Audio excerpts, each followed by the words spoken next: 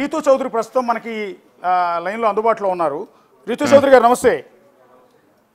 నమస్తే అండి. నా వాయిస్ వినపడుతోందండి? రీతు చౌదరి గారు హలో హలో చెప్పండి. రీతు చౌదరి గారు, ఇప్పుడు మీ పేరు మీద 100 కోట్ల విలువైన భూముల్ని మిమ్మల్ని బినామీలుగా మీ పేరుని రిజిస్టర్ చేయించారు అనేది సబ్ రిజిస్ట్రార్ సింగ్ చేసిన ఆరోపణ. ఉన్నాయండి మీ పేరు మీద ఆ భూములు ఏమన్నా? నా పేరు మీద ఏ ఆస్తుంది నాకేం తెలియదు. ఆ మీద అన్ని కోట్లు ఆస్తుంది, అది ఇది అనుకుంటే ఏదేదో కంప్లైంట్స్ పెడుతున్నారు, కానీ నాకు అసలు ఏ సంబంధం లేని దాంట్లో నన్ను ఎందుకు ఇన్వాల్వ్ చేస్తున్నారు నాకు అసలు అర్థమే కావచ్చు. ఓకే, ఒక డాక్యుమెంట్ ఏదో బయటకు రిలీజ్ చేశాడు సింగ్ అనే అతను. అసలు ఏ సంబంధం లేదు. అండ్ మోర్ ఓవర్ నాది కోర్టులో ఉంది. నేను ఆల్రెడీ కోర్టుకి చెప్పాను. వీటి గురించి నాకు ఈ రెండు రోజుల నుంచి ఏదో అంటున్నారు, కానీ దీనికంటే ముందే 1 year నుంచి నాకు అతనికి ఏ సంబంధం లేనన్నట్టు నేను క్లియర్గా కోర్టుకి నాకు వద్దు ఇతను అని నేను ఇప్పుడు తీసుకొచ్చి ఇతని భార్య అది ఇది అనుకుంటే ఏదో వేస్తున్నారు, అన్ని స్కాములు చేశారు అది ఇది అని నాకు అసలు ఎలాంటి సంబంధం లేని దాంట్లో నేను నా లైఫ్ స్టైల్ నేను బతుకుతున్నాను. కానీ ఇప్పుడు వనం దివ్య అంటే మీ పేరేనండి? అవునండి, వనం దివ్య తర్వాత పేరు మార్చుకున్నారు రీతు చౌదరి అని.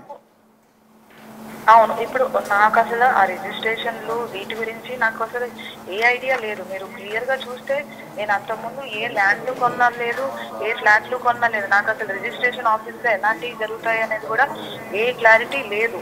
ఏదో సంతకం పెట్టమనంటే పెట్టాను తప్ప నాకు ఇది అన్ని కోట్లు ఇన్ని కోట్లు అసలు వీటి గురించే తెలియదు.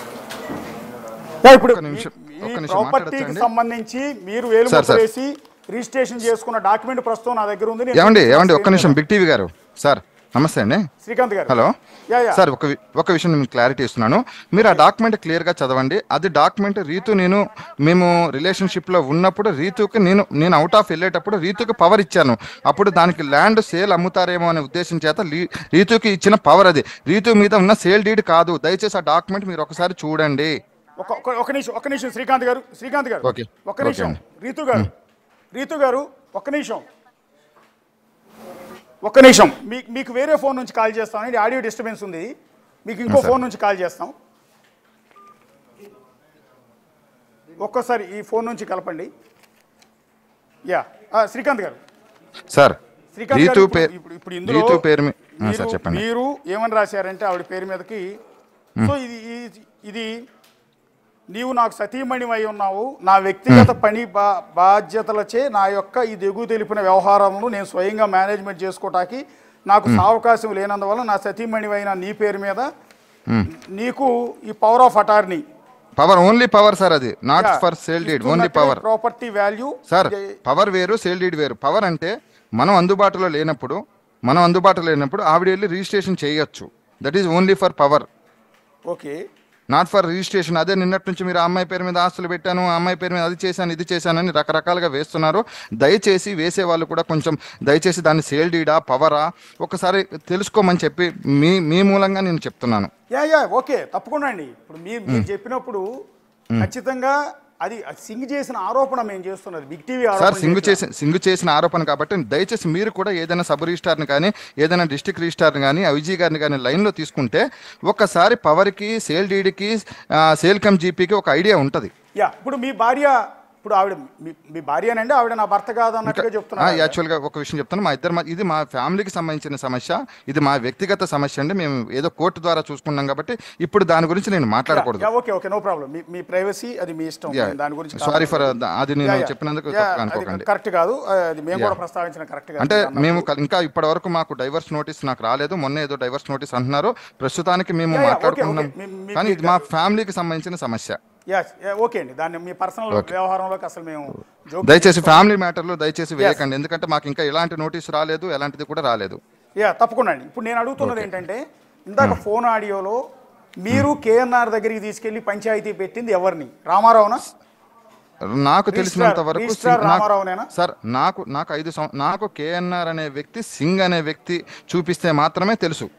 ఓకే, నాకు కేఎన్ఆర్ డైరెక్ట్గా నాకు వ్యక్తిగతంగా కేఎన్ఆర్ అనే వ్యక్తి పరిచయం కాదు. సింగు 2-3 సార్లు కేఎన్ఆర్ ఇంటికి వెళ్ళి మాట్లాడుకునేవాడు. ఆయన ఏం మాట్లాడాడో తెలియదు. ఒకరోజు ఒక సబ్ రిజిస్ట్రార్కిను రామారావు గారికి డిఆర్ గారికి గొడవ జరుగుతున్నప్పుడు సింగు నేను రాను, అక్కడికి వస్తే గొడవలు అవుతాయి శ్రీకాంత్, నువ్వెళ్ళు మాట్లాడు అంటే నేను అక్కడికి వెళ్ళాను తప్ప అక్కడ ఏం జరిగిందో నాకు సంబంధించిన ఒక ఫ్రెండ్ని పంపించాను.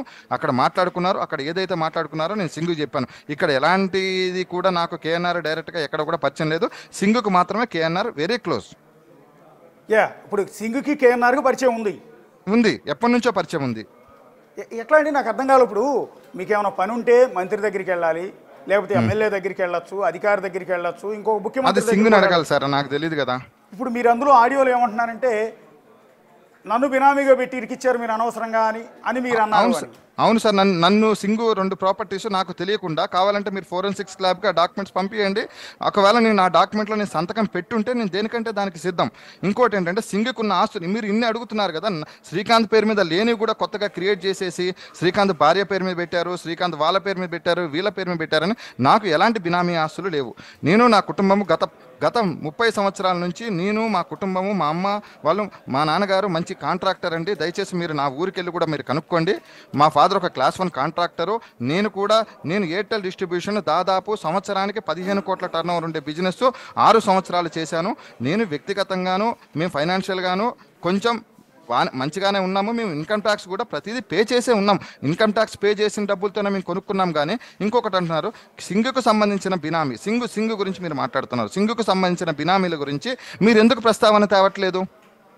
ఓకే, ఎవరున్నారండి? సింగుకు సంబంధించిన బినామీ కిషోర్ కుమారే నాకు 2 అపార్ట్మెంట్లు అమ్మాడు. నేను వైట్ అమౌంట్ మా నాన్నగారు వైట్ అమౌంట్ ట్రాన్స్ఫర్ చేసి కొనుక్కున్న అవి కూడా ఏసీబీ వాళ్ళు ఫ్రీజ్ చేశారు. ధనలక్ష్మి బ్యాంక్ లో లోన్ ఉందండి. కిషోర్ కుమార్ అంటే ఎవరు? కిషోర్ కుమార్ అంటే సింగుకు బినామీ. ఆల్రెడీ ఏసీబీ వాళ్ళ దగ్గర టోటల్ డేటా ఉంది. ఓకే, అంటే విజయవాడలో అతను రియల్ ఎస్టేట్ చేస్తుంటాడా, బిజినెస్? విజయవాడ ఆయన ఒక గురువు గారండి, మన సింగు గారికి అత్యంత సన్నిహితుడు.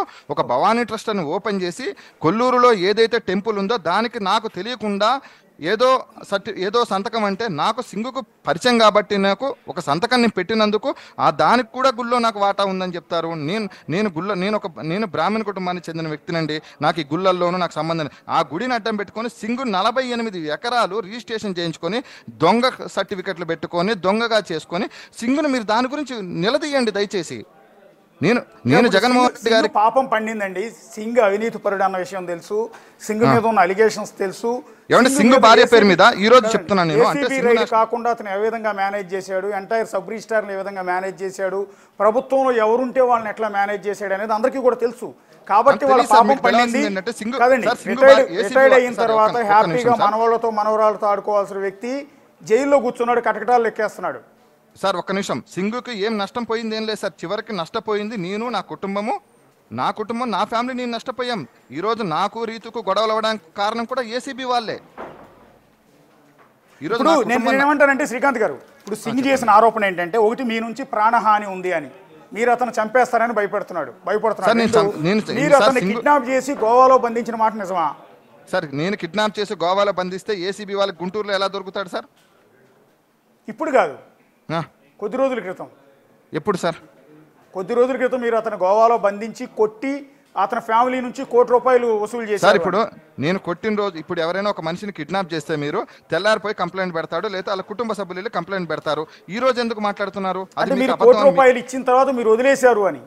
ఎవరు ₹1 కోటి? సింగు నాకు ₹1 కోటి ఇస్తాడా అండి? వాళ్ళ ఫ్యామిలీ మెంబర్స్ వాళ్ళ రుజువు చేయమని, నాకు ₹1 కోటి ఇచ్చింది నాకు రుజువు చేయమనండి. నేను ఎక్కడికి వచ్చా, నేను అక్కడికి సిద్ధపడతాను. మన ఆడియోలో మీరు సింగు చాలా బాగా ప్రేమించుకుంటున్నారండి. సార్ సింగు నేను అత్యంత సన్నిహితులం. ఈరోజు సింగు నేను ఓపెన్గా చెప్తున్నాను, సింగ్ అనే వ్యక్తి నాకు చాలా మంచి మిత్రుడు, మా నాన్నగారు లాంటి వాడు సింగు. కానీ సింగు తర్వాత సింగు చాలా బ్లాక్మెయిల్ చేయడం స్టార్ట్ చేశాడు. ఓకే, ఇది సింగు రాఘవరావు గారు ఎప్పుడైతే దొరికేవాడో, దాదాపు రాఘవరావు దొరికినప్పుడు ఒక 1 year బ్యాక్ రాఘవరావు దొరికిన రోజే కన్ఫెషన్ స్టేట్మెంట్ సింగుకు బినామీ శ్రీకాంత్ అని ఏసీబీ వాళ్ళు రాశారు. ఆ రోజు చెక్ చేసుకున్నారు, నా ఆస్తులు ఫ్రీజ్ చేశారు. నేను ప్రమాణ పూర్తిగా దైవ సాక్షిగా చెప్తున్నాను, నేను కాణిపాకం వినాయకుడి మీద ఒట్టే చెప్తున్నానండి. మా నాన్నగారు సంపాదించిన డబ్బుతో నేను కిషోర్ కుమార్ దగ్గర కొనుక్కున్న ఆస్తులు కూడా ఫ్రీజ్ చేశారు ఏసీబీ వాళ్ళు. నా కుటుంబాన్ని రోడ్డును పాలు చేశారు. దాని గురించి డిస్కస్ చేద్దాం. మధ్యలో రాఘవరావు గారి పేరు ప్రస్తావన తెచ్చారు. రాఘవరావు ఎవరండి? రాఘవరావు గారు అంటే అంతకుముందు ఏసీబీ రైడ్ జరిగినప్పుడు అతను మా ఇంటి దగ్గర నాకు తెలియదు, నాకు సబ్ రిజిస్ట్రార్లతో నేను రియల్ ఎస్టేట్ చేస్తానండి, చాలా మంచి సంబంధాలు ఉంటాయి నాకు, నేను ఎవరితో అయినా మంచి సంబంధాలు అతను ఉంటాయి. కూడా సబ్ రిజిస్ట్రార్ ఏసీబీ దొరికాడు, ఏసీబీకి దొరికాడు. ఇప్పుడు ఈ రోజు న్యూజ్ వీడియో సంథింగ్ ఎక్కడ ఏరియాలో చేస్తున్నాడు. ఆ రోజు రాఘవరావు దొరికిన రోజే ఏసీబీ వాళ్ళు స్టేట్మెంట్ తీసుకున్నారు, నువ్వు అక్కడ ఎందుకు దొరికావు అక్కడ నుంచి అంటే నేను వచ్చేసాను అక్కడ నుంచి, నాకు ఈ గొడవలు పంచాయతీని వ్యాపారం చేసుకున్నామండి, నాకు ఈ గొడవల పంచాయతీలు అప్పుడే సింగుకు బినామీ శ్రీకాంత్ అని రాశారు. అంటే సింగుకు సంబంధించిన సమాచారాన్ని డాక్యుమెంట్లను ఏసీబీకి ఇచ్చింది రాఘవరావు అండి. సింగుకు సంబంధించిన ఆధారాలు కానీ డాక్యుమెంట్లు కానీ ఇచ్చింది రాఘవరావు గారే ఇచ్చారు. అది నేను ఇచ్చానని సింగ్ అనుకుంటున్నాడు, అది రాఘవరావు గారు అప్పుడున్న సిచ్యువేషన్స్లో అప్పుడున్న ఏసీబీ వాళ్ళు అక్కడ. సార్ అప్పుడు రాఘవరావు స్టేట్మెంట్ ఒక్కసారి మీరు నిజంగా మీడియా నుంచి నేను కోరుకునేదంటే, రాఘవరావు ఏసీబీ వాళ్ళకి ఒక స్టేట్మెంట్ ఇచ్చాడు, విజయవాడలో 8 మంది సబ్ రిజిస్ట్రార్ల గురించి, ఐజీ గురించి, పాత ఐజీ గారి గురించి, ఆఫీసర్ల గురించి స్టేట్మెంట్ ఇచ్చారు. ఆ స్టేట్మెంట్ మీరు వేయండి మీడియాలో. ఎవరండి ఇచ్చింది? రాఘవరావు గారు ఇచ్చారు. ఓకే, ఆ సబ్ రిజిస్ట్రార్లు ఎవరు, ఐజీ ఎవరు అని చెప్పగలుగుతారా? ఒక్కసారి మీరు తెలుసుకోండి, అది నేను చెప్పడం కాదు. ఇప్పుడు నేను ఒక అధికారిని నేను బ్లేమ్ చేయలేను కదా సార్.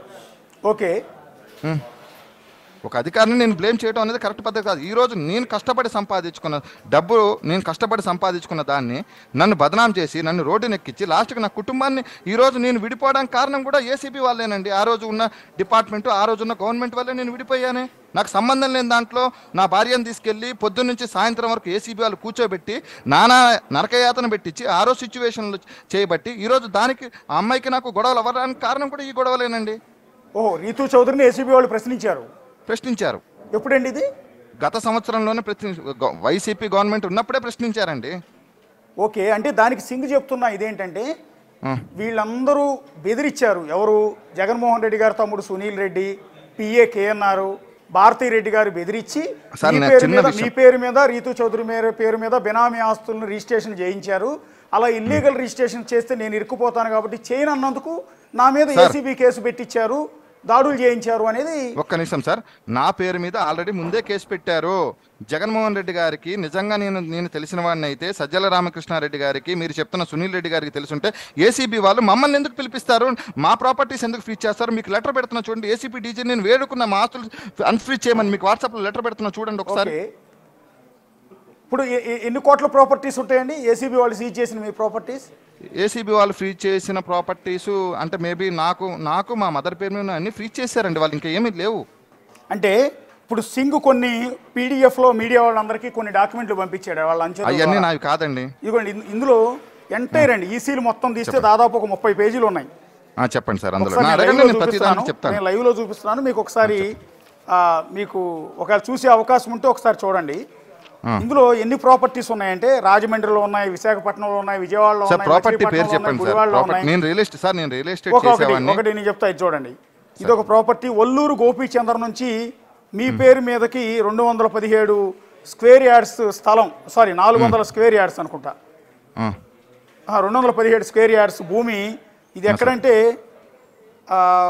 కోలమూరు కొంతమూరు, అంటే బహుశా రాజమండ్రి దరిదాపుల్లో అనుకుంటా సార్. కొంతమూరు ఏరియాలో నా పేరు మీద ఉన్న ఒల్లూరు గోపీచంద్ర నుంచి చీమకుర్తి శ్రీకాంత్ పేరు మీదకి బదలాయించబడింది ప్రాపర్టీ. Okay sir. ఇది విజయవాడ సబ్ రిజిస్ట్రార్ ఆఫీసులో, విజయవాడ పరిధిలో ఉన్న ఎస్ఆర్ఓలో రిజిస్టర్ అయింది, రాజమండ్రి. సార్ మనం పొల్లూరు గోపీచంద్కు మనం అమ్మాం సార్, అది మీరు ఒకసారి చూడండి, నేను అమ్మిన ప్రాపర్టీ అది.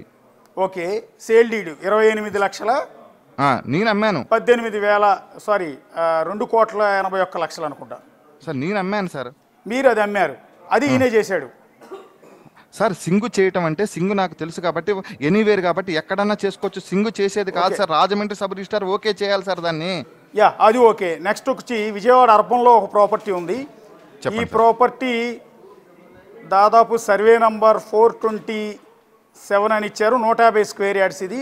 ఇది తాడేపల్లి సుబ్బారావు అండ్ చీమకుర్తి శ్రీకాంత్ మధ్య సేల్ డీడ్ జరిగింది. అది రాజమండ్రిదా సార్? అది కూడా ఇది విజయవాడ అర్బన్ అని ఉందండి. 150 గజాలు, 150 స్క్వేర్ యార్డ్స్ అని ఉంది. తాడేపల్లి సుబ్బారావు. సరే, 109 WB 07 survey number 427, house number 7-365, extent 150 square yards, అంటే హౌస్ ఇది ఏరియా సార్. సార్ అది మేము కొనుక్కున్నాను సార్. అది ఓకే, ఇది మీరు కొనుక్కున్నారు. ఎవరు? తాడేపల్లి సుబ్బారావు నుంచి నేను కొనుక్కున్నాను. అండ్ దెన్ అంటే ఇవన్నీ కరెక్టే? కరెక్టే సార్. నెక్స్ట్ ఇంకో ప్రాపర్టీ మిమ్మల్ని అడుగుతున్నాను. ఇది Subbaraju Nagar WB 20-4 survey number 127 1B house, ఇది 202 స్క్వేర్ యార్డ్స్ బిల్డు 202 స్క్వేర్ యార్డ్స్ అన్నాడు. ఇది మీరు రంగారావు చిమ్మిరి నుంచి కొన్నారు. సార్ ఇంకో అది ఏ ఏరియా సార్ అది? రంగారావు చిమ్మిరి బత్తిన అప్పారావు సారీ మద్దిలపాలెం విశాఖపట్నం. సార్ అది నేను అమ్మాను సార్, ఒకసారి చూడండి. అది మీరు అమ్మారు. ఇది కూడా ఇతనే రిజిస్టర్ చేశాడు. మద్దిలపాలెం విశాఖపట్నం మద్దిలపాలెంలో ఉన్న ప్రాపర్టీని సార్ విషయం చెప్తాను సార్, మీకు ఒక విషయం సార్, ఇప్పుడు నేను క్లారిటీ ఇస్తున్నాను, దయచేసి నా మాట ఒకసారి వినండి. ఎక్కడ నుంచి అయినా రిజిస్ట్రేషన్ చేసుకోవచ్చు, సింగ్ వల్ల రిజిస్ట్రేషన్ అవ్వద్దు సార్, అది వైజాగ్ నుంచే ఓకే అవ్వాలి. ఏముందిలేండి, అంటే సింగ్ ఆల్రెడీ అసోసియేషన్ లో తిరుగుతుంటాడు కాబట్టి అక్కడ చేసాం. వాళ్ళకి మధ్య సబ్ రిజిస్టార్ల మధ్య అండర్స్టాండింగ్ ఉంటే తప్ప ఇతను రిజిస్ట్రేషన్ చేస్తా అన్నప్పుడు మద్దిలపాలెం సబ్ రిజిస్టార్ చేయనని అండవు. ఆటోమేటిక్ డాక్యుమెంట్ కరెక్ట్ గా లేకపోతే పాయింట్ ఏంటంటే అన్ని ప్రాపర్టీస్ సింగ్ దగ్గర ఎందుకు రిజిస్ట్రేషన్ చేయించారు అని. సింగ్ నాకు పరిచయస్తుడు కాబట్టి చేశాను సార్ అంటున్నాను. సింగ్ నాకు పరిచయస్తుడే కదా సార్. నాకు ఇక్కడే మీకు పరిచయం ఉంది కాబట్టి ఇక్కడే మీ ఇద్దరి మధ్య అండర్స్టాండింగ్ తో మీకు తప్పుడు రిజిస్ట్రేషన్ చేశాను అనేది ఇతను చేస్తున్న అలిగేషన్ సార్. ఇప్పుడు డాక్యుమెంట్స్ అన్ని నాకు తప్పుడు రిజిస్ట్రేషన్ చేస్తుంటే నా మీద ఎవరో ఒకళ్ళు వచ్చి కంప్లైంట్ పెట్టాలి కదా సార్. ఓకే సార్, ఇప్పుడు సింగ్ నా మీద ఎలిగేషన్ చేస్తున్నాడు, బయట ఎవరైనా వచ్చి నా ప్రాపర్టీ శ్రీకాంత్ లాక్కున్నాడని ఎవరైనా మీ దగ్గరకు వచ్చి కంప్లైంట్ పెట్టారా? బహుశా ఇప్పుడు వస్తాయేమో. ఒకసారి వస్తే నేను దానికి విచారణ స్టార్ట్ అయింది కాబట్టి అలిగేషన్ మొదలైంది. ఇన్నాళ్ళు భయంతో ఉండొచ్చుగా సార్. ఆ విచారణ మీకు అమ్మారని చెప్తున్నారు. చేమకుర్తి శేషుబాబు మీ నాన్నగారా? సార్ మా నాన్నగారు నుంచి మీ పేరు మీదకి మద్దిలపాలెంలోనే ఒక ల్యాండ్ సార్, ఒక విషయం అది చెప్తాను. మా నాన్నగారి పూర్వాజీతం ఆస్తి సార్, అది మీరు డాక్యుమెంట్ చదువుకోండి, అది పూర్వం నుంచి వచ్చిన ఆస్తి కాబట్టి మా నాన్నగారు నాకు ఇచ్చేశాడు. ఓకే, నేను ఆ రోజు నేనున్న పరిస్థితుల్లో నేను లేను కాబట్టి ఏదైనా నేను ఆ రోజు ₹1,00,00,000 లోన్ తీసుకున్నా డాక్యుమెంట్ మీద. ఇది మద్దిలపాలెంలో కూడా మీకు ప్రాపర్టీస్ ఉన్నాయి. మద్దిలపాలెం ప్రాపర్టీ మీద నేను ₹1,00,00,000 లోన్ తీసుకున్నాక దాన్నే పవర్ రీతుకు చేశానండి, తర్వాత ఈ ఒల్లూరు గోపీచంద్రకి మీకు మధ్య ట్రాన్సాక్షన్ ఎందుకంటే 2-3 ప్రాపర్టీస్ ఉన్నాయి. ఒల్లూరు గోపీచంద్ర ఎవరు? వల్లూరు గోపీచంద్ అనే అతను వైజాగ్ అతను అండి, అతను నా దగ్గర ప్రాపర్టీ కొనుక్కున్నాడు. ఓకే, అండ్ నెక్స్ట్ ఒక క్లారిటీ కోసం మిమ్మల్ని ఇబ్బంది పెట్టే ఉద్దేశం కాదు, నేను కాణిపాకంకి వచ్చి ప్రమాణం చేయమని చేస్తా. సింగ్ రిలీజ్ చేసిన డాక్యుమెంట్లో ఉన్నాయన్నీ మిమ్మల్ని అడుగుతున్నా. ఇక్కడ అనురాధ చిమ్మిరి నుంచి మీరు ఒక చేమకుర్తి శ్రీకాంత్ ఒక ప్రాపర్టీ కొన్నారండి. ఇది 1,91,91,09,000 రూపాయల ప్రాపర్టీ. రిజిస్ట్రేషన్ వాల్యూ ఇది. రిజిస్ట్రేషన్ వాల్యూ 1,91,00,000 ఉందంటే మామూలు ప్రైవేట్ వాల్యూ దాదాపు 20 కోట్లు ఉండొచ్చేమో. ఇది చిమ్మిరి అనురాధ అంటండి. చిమ్మిరి అనురాధ అది పార్టీషన్ డాక్యుమెంట్. మీరు చెప్పేది నేను కొనుక్కున్నది అంత ప్రాపర్టీ కాదు. ఒకసారి కింద ఉంటుంది చూడండి ఒకసారి. అది వాళ్ళ house number 12-180 extent 290 square yards built అని క్లియర్ గా ఉంది సార్. అవన్నీ ఇన్కమ్ ట్యాక్స్ పే చేసి కొనుక్కున్నాం సార్. చీమకుర్తి శేషబాబు